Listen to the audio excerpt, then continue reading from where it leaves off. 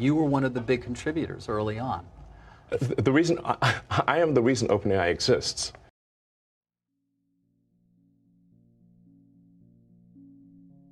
Worried about the AI stuff. I think it's something, I don't know, which we should be concerned about. I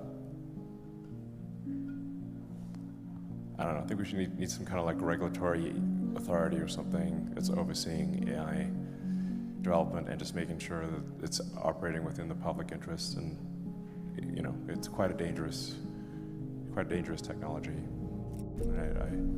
I fear I may have done some things to accelerate it, which is, I don't know.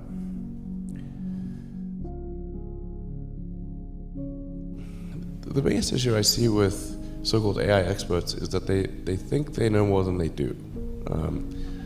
And they think they're smarter than they actually are. In general, we are all much smarter than we think we are, but much less smart, dumber than we think we are, by a lot. So this tends to plague smart people. They just can't. They define themselves by their intelligence, and they don't like the idea that a machine could be way smarter than them, so they discount the idea, which is fundamentally flawed. That's the wishful thinking situation. I'm really quite close to, I'm very close to the cutting edge in AI, and it scares the hell out of me. It's capable of vastly more than almost anyone knows, and the rate of improvement is exponential. You can see this in things like AlphaGo, which went from, in the span of maybe 6 to 9 months, it went from being unable to beat even a reasonably good Go player to then beating the European world champion, who was ranked 600, then beating Lee Sedol 4-5, who had been world champion for many years, then beating the current world champion, then beating everyone while playing simultaneously. Then there was AlphaZero, which crushed AlphaGo 100-0. And AlphaZero just learned by playing itself, and it can play basically any game that you put the rules in for. Whatever rules you give it, it literally read the rules, play the game, and be superhuman. Of regulation and oversight, I mean, I think one should generally err on the side of minimizing those things. But this is a case where you have a very serious danger to the public. And therefore there needs to be a public body that has insight and then oversight on to confirm that everyone is developing AI safely. This is extremely important. I think the danger of AI is much greater than the danger of nuclear warheads, by a lot. And nobody would suggest that we allow anyone to just build nuclear warheads if they want. That would be insane. And mark my words, AI is far more dangerous than nukes. Really. It was one of the things that, just sort of 4 or 5 things I thought would really affect the future dramatically. It is fundamentally profound in that the smartest creatures, as far as we know, on this earth are humans, is our defining characteristic. Yes. We're obviously weaker than, say, chimpanzees, and less agile, but we are smarter. So now what happens when something vastly smarter than the smartest person comes along in silicon form? It's very difficult to predict what will happen in that circumstance. It's called the singularity. It's, it's a singularity like a black hole, because you don't know what happens after that. It's hard to predict.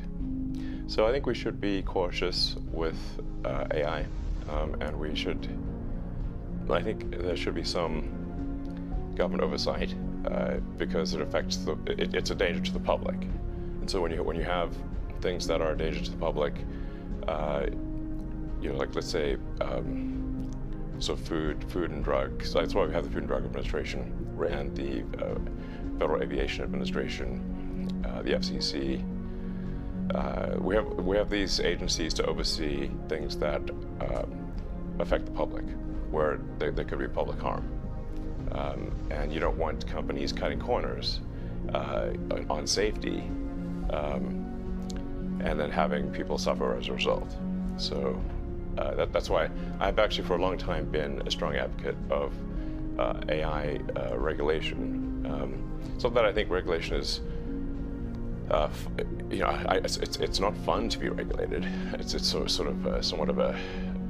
somewhat arduous to be regulated. I have a lot of experience with regulated industries because obviously automotive is highly regulated. You could fill this room with all the regulations that are required for a production car just in the United States, and then there's a whole different set of regulations in Europe and China and the rest of the world. Like narrow AI is not a species level risk. It will result in dislocation, in lost jobs and the sort of better weaponry and that kind of thing, but it is not a fundamental species level risk, whereas digital superintelligence is. So it's really all about laying the groundwork to make sure that if humanity collectively decides that creating digital superintelligence is the right move, then we should do so very, very carefully. Very, very carefully. OpenAI, I mean, you seem somewhat frustrated with them. You were one of the big contributors early on. The reason I am the reason OpenAI exists. I used to be close friends with Larry Page, and I would stay at his house, and we'd have these conversations long into the evening about AI, and I would be constantly urging him to be careful about the danger of AI, and